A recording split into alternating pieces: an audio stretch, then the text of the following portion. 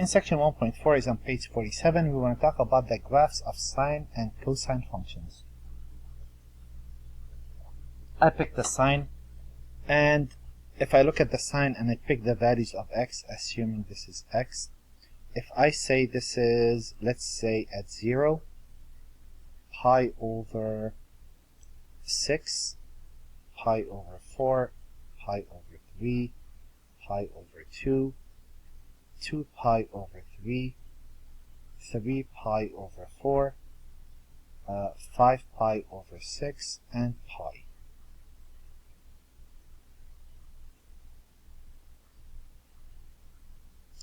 Well, I know the sine of 0 is 0. And I'm going to make that a 1.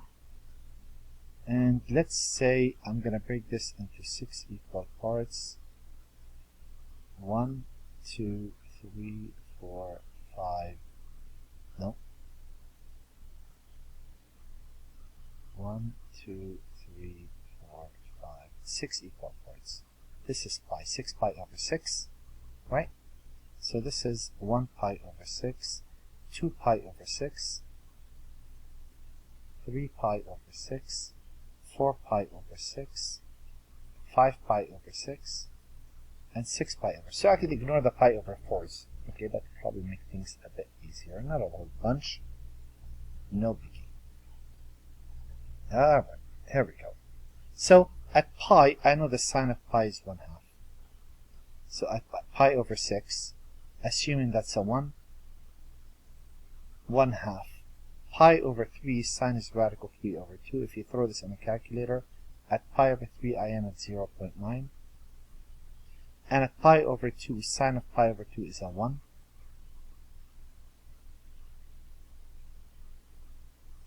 Two pi over 3. Now I know in the second quadrant, this is a reference angle of pi over 3, so it's still a radical 3 over 2, which is 0.9. And in the second quadrant, it's positive.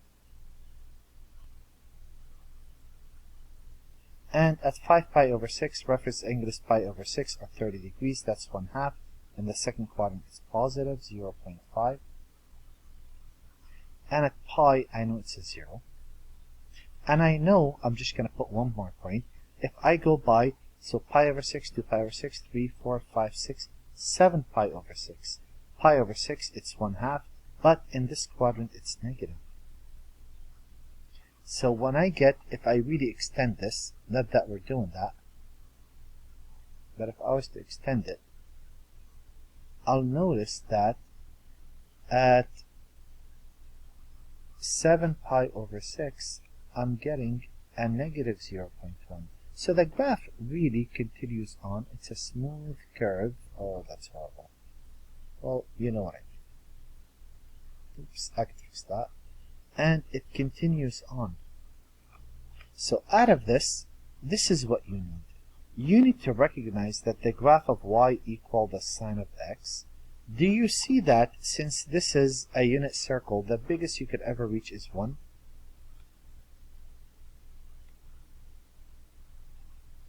And the smallest you could ever reach is negative 1.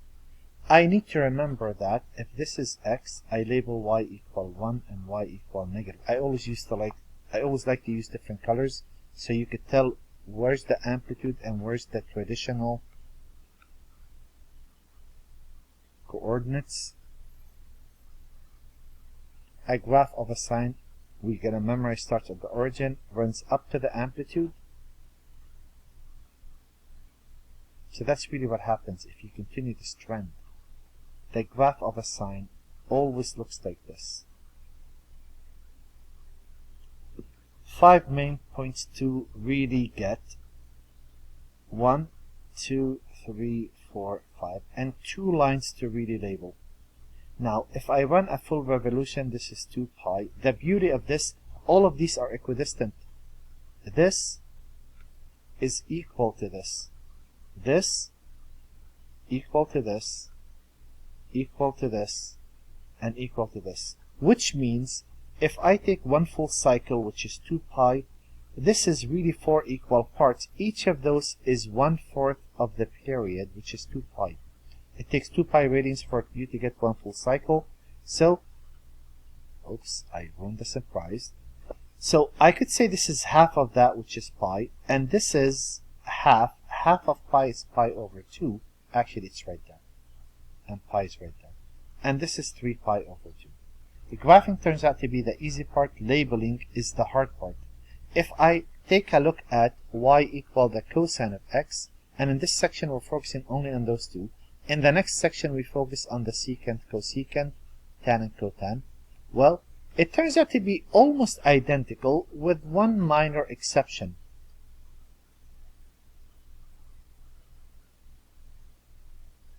Now you know what? Shrink it. There we go. A cosine wave, it's still the biggest it could ever reach is 1. And the lowest it could ever reach is -1. That's still the... Oh, you know what? I gotta just center it right. It's not centered right. Otherwise it throws everything out visually. There we go. So those two lines you label for me. The graph of a cosine, however, starts at 1, because if I was to make that table at 0, pi over 6, pi over 3, I notice at 0, cosine of 0 is 1. Pi over 6, that's radical 3 over 2, which is 0.9. So we're not going to pick points, right? Instead, we're going to say, look, the graph of a cosine starts on the amplitude, runs down to the amplitude, and back to the starting point. It takes it 2 pi radians to complete. This is pi. At pi over 2, it is 0, and 3 pi over 2, it is 0 as well. And glancing at this, I'm going to start with the general. Now, I could use algebra, what I learned in Math 3, but it's easier to use the trig base. There are 4 ways I could do this. I suggest you stick with what this is saying. This is as complex as things get. Y equal a the sine of bx plus c plus d. This is worst case scenario. That's like me saying y equal x squared is the basic graph. I could have y equal 3 into x minus 5 squared plus 1. That's the worst case scenario. You could have a number there, a number there, a number there, and a number there. Of course, it's not always the case. So, just like we did back in the days, this is going to shift the graph to the right, this is going to shift the graph up, this is going to compress. But that turns out to be a lot of work in trig. Instead, 5 main characteristics could really do the trick.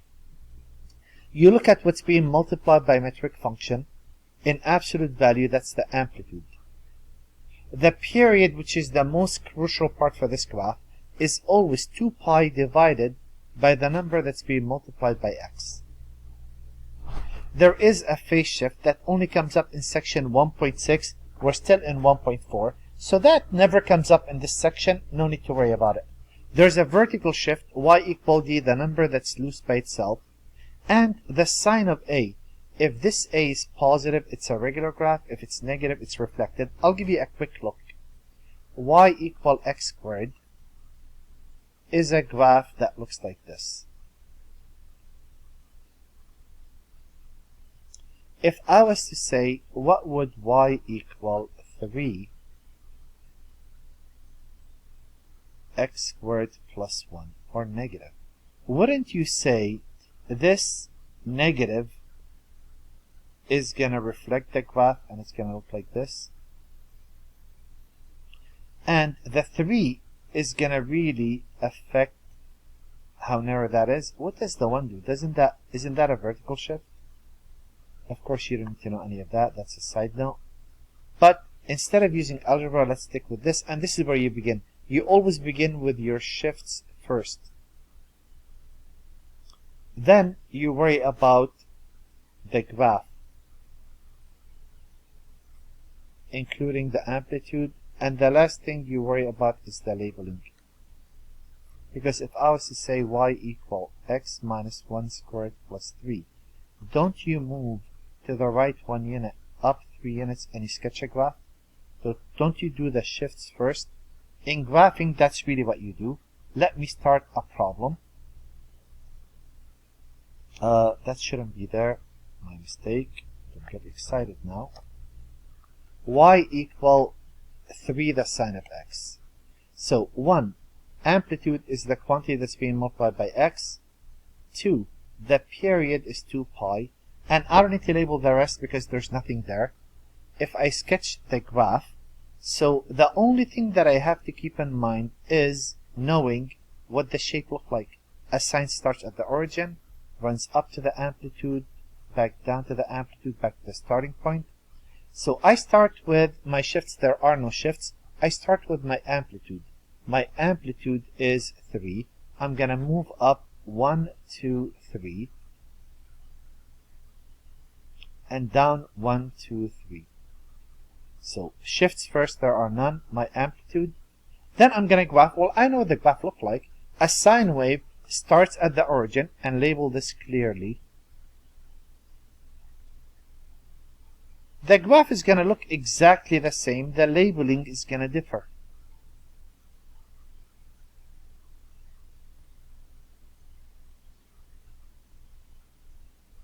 The period is 2 pi, so this is 2 pi. And the way I'm going to work, I need to label this. So where the graph hits the 0 and the amplitude, the highest and the lowest. If I make it a habit of taking 1/4 of the period, that will save me a lot of time. So this is 1 pi over 2. This is 2 pi over 2. This is 3 pi over 2. And this is 4 pi over 2. They say graph 2 cycles. If you continue to the right or to the left, you could go to the left if you wish.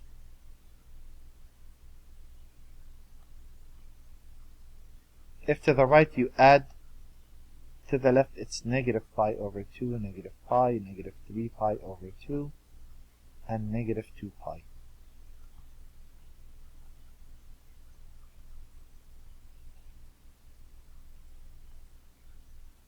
Okay, and if I would go ahead and look at the next graph, so as you see, my goal is not to finish this section today. I want to get you started.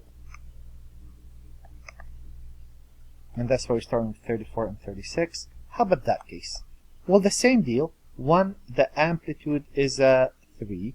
2, the period is 2 pi divided by 1, which is 2 pi. 3, there's none. 4, there's none. But 5, I notice that's negative. That means we're going to reflect the graph. And if you recall how this works, I'm going to stretch this out because of the 2 periods. We would graph, no shifts. We would go to the amplitude. So yeah, I should have labeled it that way. You do the amplitude 3, then you reflect, and the last thing you do is label. So here, if I actually look at this, I say, okay, well, I am going to go up 3, 1, 2, 3. I am going to run down 3. There's 1, 2, 3. Y equal 3, y equal negative 3. And cosine starts at the amplitude, but if reflected, instead of starting up there, it's going to start down there. And the graphs will look almost, I just need to shift it a bit to the left so it can center and looks identical. There we go. Oh well.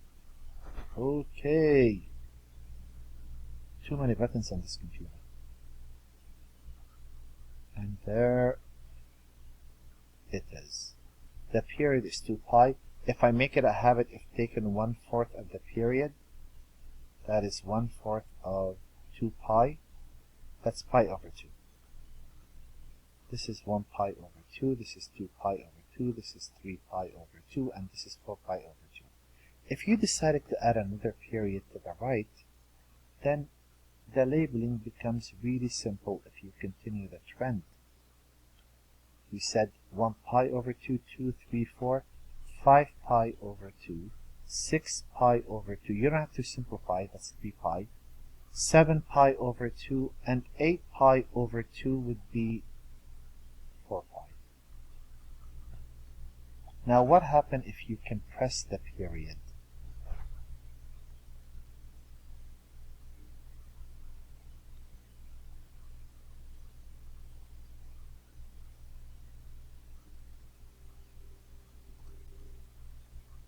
What happens if you compress or stretch? Now, you say normally this compress or stretch. No need to worry about that. 1, the amplitude is 1. 2, the period is 2 pi divided by 3. And that's all there is to it. Well, let's graph y equal 1, y equal 1, y equal negative 1. And I would label those clearly because CASFI is really picky. Sine starts at the origin, runs up to the amplitude, back down, up and down, and guess what? This full wave, this whole cycle or period is taking 2 pi over 3 radians. If I want to label those, this is always 1/4 because those 4 parts are equal. This is 1/4 of the period every single time. 2 divides 4 2 times, it's pi over 6. If this is 1 pi over 6, this is 2 pi over 6, this is 3 pi over 6, and this is 4 pi over 6. And the beauty of reflection in trig is very challenging. Instead, we use even odd. Isn't cosine an even function? It absorbs that negative. What's the amplitude? That is 1. What's the period? That is 2 pi divided by 2, which is pi. And that's pretty much all there is. 3, 4, and 5 don't exist. It's a regular graph. It's not altered. So I start with my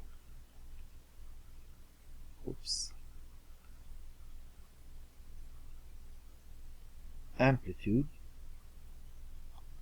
This is y equal 1 and y equal negative 1. A graph of a cosine starts on the amplitude, runs down to the amplitude, back to the starting point. Graphing is the easiest part. Labeling is the hard part. The period is pi. If I take, again, make it a habit, take 1/4 of the period, that's pi over 4, 2 pi over 4, 3 pi over 4, and 4 pi over 4. Of course, I could stretch another period to the left. If you're not shifting the graph, which we don't do until 1/6, it's really not that big of a deal. I want to tackle one more. You see? Yeah, one more before I stop here. And I want to pick one of those. I don't know which one you like more.